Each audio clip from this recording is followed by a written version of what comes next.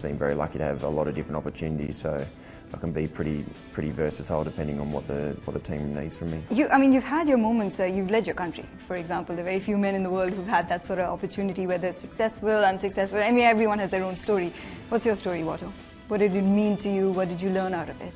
Well, initially it started with one-day cricket, and that was just a lot of fun. I came in and captained a few games when Michael Clarke was injured. Especially being there with Brett Lee was playing at that time as well, so that was a lot of fun being able to sort of captain the country with one of my really good mates in the team as well. And then the one of captaining a test match, which was here in Delhi, was one of the most bizarre chain of events over a 2-week period that I've ever actually, well, especially been involved in, but seen from afar as well. Was an incredible turn of events, from being suspended to then going to captain the country, but I was happy to take it. So let's talk about, what's it, homework gate? Is that what it's called for a second school? Not very good at school, were you, Watto, doing your homework? I can't believe that. I was actually really diligent at school. So what happened? So what was it all about, you know? I think, because it's in the past now. Yeah, looking back on it, I think it was just a time in the Australian team where there's a lot of things going on within the group. It certainly wasn't a really happy place to be in. There's a lot of tension between certain factions in the team as well. Just culminated in myself and a couple other guys not doing something that we didn't realise was actually so important that we had to hand it in by a certain deadline. Otherwise, we were going to be suspended. So it's just one of those moments where I know a few people who have talked to me after it. After the time, sort of healed a few wounds and realised that it probably wasn't the best decision at the time, but in the end they were going with what they thought was the right thing. But in the end, from my perspective, I ended up getting suspended from that test. I ended up being able to go home and see the birth of my baby boy. So otherwise, I would have missed it, because I was definitely going to play that test match. So no grudges? And miss a fourth one. No grudges at all. It's just another life experience and a learning experience that had to deal with. But and obviously IPL and T20, playing under Shane Warne and Mayanthi initially, and now going on to captain the Rajasthan Royals over the years, is something that tell us about that whole experience, how it's been for you, what you learned from Warne, what you've been able to put, because you've been a powerhouse for that one particular franchise over the years. Yeah, well, the IPL came along in my career, which was just couldn't have been more perfect timing. I'd had about 2 years of being injured in and out of the Australian team, and then the IPL came along, and Shane Warne was kind enough to be able to get me in the auction, and then to be able to come over here, and that was really the catalyst behind me really turning into a good international cricketer. Shane Warne has always been incredibly supportive, even from when I first came into the Australian squad and team when I was 20. But his guidance through that period of time, he really showed me a different perspective on bowling.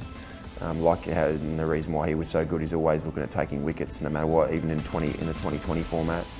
But the opportunities he gave me, whether it's opening the bowling or batting at number 4 through that IPL, was huge. And seeing how he was able to bring a group together so quickly as well in 2008, like he did, just was an incredible skill that Shane Warne's got. I've just been very lucky to meet so many different great people because of the IPL, whether it's someone like Tim Southee, who I thought very different of.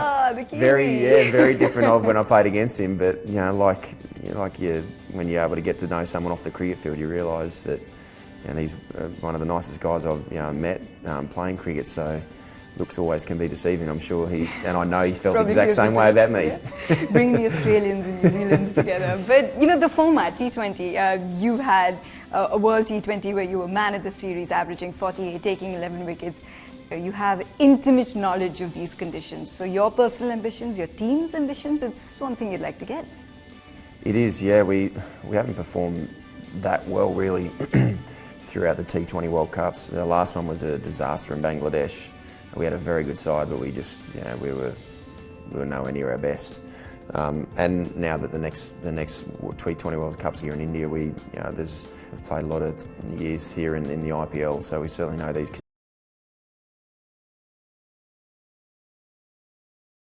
That you were a different person till Lee came along. That's what she says. That's what I hear too. Yeah. That's what I hear too. Yeah. How did you meet? Was it that simple cliche story of her presenting, and how did it all happen? Yeah, no, it actually happened through Brett Lee, who's obviously one of my good mates. His ex-wife knew Lee, and they thought it would be a nice match to sort of get us together to go out for dinner. So I was living in Brisbane at that stage, so I flew down to Sydney. So I was happy to go down and meet her and see sort of what type of person she was. So, and it just all sort of went from there. Being her profession, have you ever had funny instances where your careers have merged, or does she talk about cricket when you get home, or has she ever had to talk about you, and does that happen? Well, when we first started seeing each other, that was when I was going through a lot of injury issues. So she did struggle at times because she was presenting the news, so she had to talk about that I'm injured again, and she obviously softened it because she knows how to soften things like that.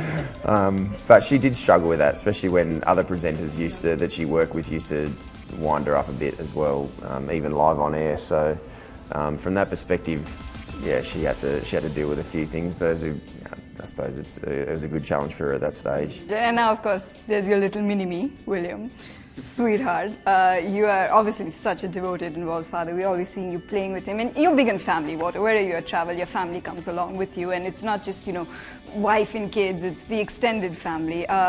Important to you while you're playing, is that a good break? You've got a great relationship with William. I know he's still pretty young, but he's just always running around. It's something that it brings out the best in you. We can.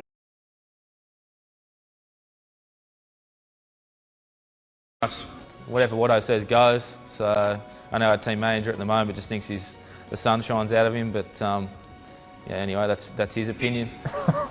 He's a pretty accomplished guitarist, isn't he? We had him play for us already. So what happens when Watto breaks out the guitar and starts singing and playing? What do you do? I normally leave the room. He's not that great. He thinks he's fantastic. I know he played at the IPL opening ceremony a couple of seasons back, or last season in Dubai. I don't know, it's sort of his party trick, and as long as he likes it, he's happy. I'm sure he'll get upset and probably take offence to this message, but Shane, if you do actually start buying me coffee, I'd appreciate it. Not anymore. Yeah, we'll just see where it goes.